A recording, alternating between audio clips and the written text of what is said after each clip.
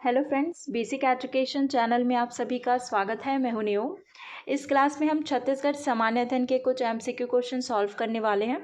ये practice set दूसरा है। अगर आपने प्रीवियस पार्ट नहीं देखा है तो चैनल के प्लेलिस्ट में जाकर देख सकते हैं। और अगर आपने मेरे चैनल को सब्सक्राइब नहीं किया है तो आप सब्सक्राइब भी कर सकते हैं, क्योंकि इस चैनल पर आपको एडीओ एग्ज़ाम और सीजी व्यापम एग्ज़ाम से संबंधित जो एमसीक्यू क्वेश्चन है वो चैनल के प्लेलिस्ट में आपको मिल जाएगा। तो चलिए वीडियो स्टार्ट करते हैं। पहला प्रश्न है, गोलापल्ली का पठार किस तहसील में स्थित है? ऑप्शन ए है उसूर, ऑप्शन बी है चारमा, ऑप्शन सी है कोंटा, ऑप्शन डी है दरमा। तो गोलापल्ली का जो पठार है ये स्थित है ऑप्शन सी कोंटा तहसील में। ठीक है, यानी ऑप्शन सी इसका राइट आंसर हो जाएगा। जो कोंटा तहसील है ये है सुकमा जिले में। ठीक है, सुकमा जिले में जो है कोंटा तहसील है। और जो गोलापल्ली की जो पहाड़ी है, गोलापल्ली की पहाड़ी, इसका हाइट है 950 मीटर। 950 मीटर। देखते हैं अगला प्रश्न। दूसरा प्रश्न है, केशकाल की घाटी किन दो अपवाह तंत्रों को अलग करती है? ऑप्शन ए गोदावरी और महानदी, ऑप्शन बी गंगा और महानदी, ऑप्शन सी है नर्मदा और महानदी, ऑप्शन डी है नर्मदा और गोदावरी। तो केशकाल की घाटी ये जो है गोदावरी और महानदी अपवाह तंत्रों को अलग करती है, यानी ऑप्शन ए इसका राइट आंसर हो जाएगा। अगला प्रश्न है, गड़िया पहाड़ छत्तीसगढ़ के किस भौतिक विभाग में अवस्थित है? ऑप्शन ए जशपुर सामरी पाट, ऑप्शन बी पूर्वी बघेलखंड का पठार, ऑप्शन सी दंडकारण्य का पठार, ऑप्शन डी महानदी बेसिन। तो गड़िया जो पहाड़ है ये आता है दंडकारण्य का पठार में। ठीक है, यानी ऑप्शन सी इसका राइट आंसर हो जाएगा। जो गड़िया पहाड़ है ये कांकेर जिले में है, कांकेर जिले में। अगला प्रश्न है, बैलाडीला की पहाड़ियों से नदी निकलती है। Option A Shabari, option B Shankhini, option C A व बी दोनों सही है, ऑप्शन डी ए व बी दोनों गलत है। तो बैलाडीला की पहाड़ी से नदी निकलती है तो शंखिनी नदी निकलती है, यानी ऑप्शन बी इसका राइट आंसर हो जाएगा। जो शंखिनी नदी है ये बैलाडीला की पहाड़ी में एक चोटी है, नंदीराज की चोटी, यहाँ से निकलता है। ठीक है, जो नंदीराज की चोटी है ये छत्तीसगढ़ की दूसरी सबसे ऊंची चोटी है, जिसकी हाइट है 1210 मीटर का। ठीक है, और ये दक्षिण छत्तीसगढ़ का सबसे ऊंचा चोटी है, याद रखिएगा। अगला प्रश्न है, निम्नलिखित में से किस नदी का उद्गम स्थल छत्तीसगढ़ की सीमा से बाहर है? ऑप्शन ए ईब नदी, ऑप्शन बी है इंद्रावती नदी, ऑप्शन सी है पैरी नदी, ऑप्शन डी हाफ नदी। तो इसका राइट आंसर हो जाएगा ऑप्शन बी इंद्रावती नदी। जो इंद्रावती नदी है ये उड़ीसा के जो मुंगेर पर्वत है, मुंगेर पर्वत यहाँ से निकलता है। ठीक है, तो राइट आंसर हो जाएगा इस प्रश्न का ऑप्शन बी। अगला प्रश्न है, निम्नलिखित में से किन नदियों के संगम पर प्रसिद्ध पर्यटन स्थल दंतेवाड़ा बसा हुआ है? Option A Shankhini Dankini, option B Indravati Shabari, option C है कोटरी नारंग, ऑप्शन डी गुर्दा निवरा। तो इसका राइट आंसर हो जाएगा ऑप्शन ए शंखिनी डंकिनी नदी के तट पर बसा हुआ है दंतेवाड़ा। ठीक है, इन दोनों नदियों के संगम पर, ठीक है, दंतेवाड़ा शहर जो है बसा हुआ है। देखते हैं अगला प्रश्न। सातवां प्रश्न है, कौन सा पौधा इंडियन जिनसेंग के नाम से जाना जाता है? ऑप्शन ए है अश्वगंधा, ऑप्शन बी है मुलेठी, ऑप्शन सी है तुलसी, ऑप्शन डी है इनमें से कोई नहीं।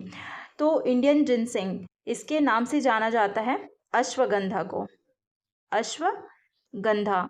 तो इस प्रश्न का राइट आंसर हो जाएगा ऑप्शन ए।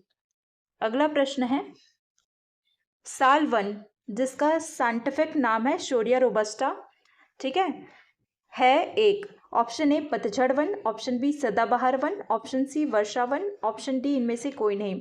तो साल वन, ठीक है, यानी कि शोरिया रोबस्टा ये है पतझड़ वन, यानी ऑप्शन ए इसका राइट आंसर हो जाएगा। अगला प्रश्न है, राज्य के वन प्रमुख वृक्ष कौन से हैं? ऑप्शन ए सागौन एवं खैर, ऑप्शन बी सागौन एवं साल, ऑप्शन सी साल एवं महुआ, ऑप्शन डी है साल एवं बीजा। तो इसका राइट आंसर हो जाएगा ऑप्शन बी साल और सागौन, ये जो है राज्य का वन प्रमुख वृक्ष है। ठीक है, अगला प्रश्न है, छत्तीसगढ़ में किसे राजकीय वृक्ष कहा जाता है? ऑप्शन ए सागौन, ऑप्शन बी साल, ऑप्शन सी है बीजा, ऑप्शन डी है शीशम। तो राजकीय वृक्ष छत्तीसगढ़ का है साल, यानी ऑप्शन बी इसका राइट आंसर हो जाएगा। अगला प्रश्न है, छत्तीसगढ़ में निम्नलिखित में से कितने प्रतिशत वन क्षेत्र में सागौन वन है? ऑप्शन ए है 9%, ऑप्शन बी है 12%, ऑप्शन सी है 20%, ऑप्शन डी है 25%। तो छत्तीसगढ़ में जो है सागौन वन ये लगभग 9.42% क्षेत्र में पाया जाता है। तो राइट आंसर हो जाएगा ऑप्शन ए। अगर हम इसके क्षेत्रफल की बात करें तो सागौन जो वन है ये 5633 स्क्वायर किलोमीटर क्षेत्रफल में फैला हुआ है। ठीक है, ये भी क्षेत्रफल पूछा जाता है एग्जाम में, याद रखिएगा। इसके अलावा अगर साल वृक्ष पूछा जाए तो साल वृक्ष छत्तीसगढ़ के लगभग 40.56% क्षेत्रफल में फैला हुआ है। अगर हम इसके क्षेत्रफल की बात करें तो 24244 स्क्वायर किलोमीटर क्षेत्रफल में ये फैला हुआ है। और छत्तीसगढ़ में सबसे ज़्यादा, ठीक है, मिश्रित वन पाया जाता है। मिश्रित वन कितने प्रतिशत क्षेत्र में ये फैला हुआ है? तो ये जो है लगभग 43.52% क्षेत्रफल में फैला हुआ है। अगर इसके हम स्क्वायर किलोमीटर की बात करें क्षेत्रफल की तो 26018 मिश्रित जो वन है 26018 स्क्वायर किलोमीटर क्षेत्रफल में छत्तीसगढ़ में फैला हुआ है। ठीक है, तो जो साल वृक्ष है ये लगभग छत्तीसगढ़ के 9.42% क्षेत्रफल में फैला हुआ है। तो राइट आंसर हो जाएगा इस प्रश्न का ऑप्शन ए। ठीक है, अगला प्रश्न है, छत्तीसगढ़ का सर्वोत्तम सागौन पाया जाता है? ऑप्शन ए केशकाल घाटी में, ऑप्शन बी खुरसेर घाटी में, ऑप्शन सी पिंजारिन घाटी में, ऑप्शन डी दरभा घाटी में। तो सबसे सर्वोत्तम सागौन पाया जाता है ऑप्शन बी खुरसेर घाटी में। ठीक है, तो राइट आंसर हो जाएगा ऑप्शन बी। अगला प्रश्न है, छत्तीसगढ़ का सबसे छोटा अभयारण्य है? Option A Badalkhol, option B है तमोर पिंगला, ऑप्शन सी है सीता नदी, ऑप्शन डी है उदंती। तो छत्तीसगढ़ का सबसे छोटा अभयारण्य है बादलखोल, यानी ऑप्शन ए इसका राइट आंसर हो जाएगा। जो बादलखोल अभयारण्य है ये छत्तीसगढ़ के जशपुर जिले में स्थित है, जिसका स्थापना किया गया था 1975 में। और ये छत्तीसगढ़ के लगभग 105 स्क्वायर किलोमीटर, ठीक है, क्षेत्रफल में फैला हुआ है। अगला प्रश्न है, निम्नांकित कोयला क्षेत्रों में भंडार की दृष्टि से कौन सा छत्तीसगढ़ का सबसे बड़ा क्षेत्र है? ऑप्शन ए Korba, option B हसदो-आरंग, option C है तातापानी रामकोला, ऑप्शन डी है मांड रायगढ़। तो इसका राइट आंसर हो जाएगा ऑप्शन डी मांड रायगढ़। अगला प्रश्न है, छुरी के संदर्भ में निम्न कथन पर विचार कीजिए। ए है यहाँ गोंडवाना क्रम की चट्टानें पाई जाती है, बी है यहाँ रेत पत्थर और शैल सम स्तरों के बीच कोयले का निक्षेप है। तो इसका राइट आंसर बताना है, तो इसका राइट आंसर हो जाएगा ऑप्शन ए। ठीक है, ए और बी दोनों सही है, ठीक है, संबंधित है। यानी कि जो गोंडवाना क्रम की चट्टानें यहाँ पाई जाती है छत्तीसगढ़ में, और यहाँ पे रेत पत्थर और शैल सम स्तरों के बीच कोयले का निक्षेप है। ठीक है, दोनों सही है। अगला प्रश्न है, छत्तीसगढ़ में इनमें से किस संयंत्र की स्थापना भारत और यूएसएसआर के आपसी सहयोग से हुई थी? ऑप्शन ए कोरबा तापीय विद्युत संयंत्र, ऑप्शन बी है भिलाई इस्पात संयंत्र, ऑप्शन सी है जामुल सीमेंट संयंत्र, ऑप्शन डी है बाल्को।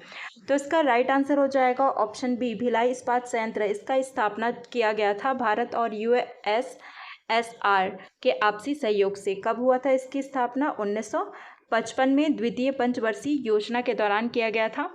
और भिलाई इस्पात संयंत्र में उत्पादन स्टार्ट हुआ 1959 से।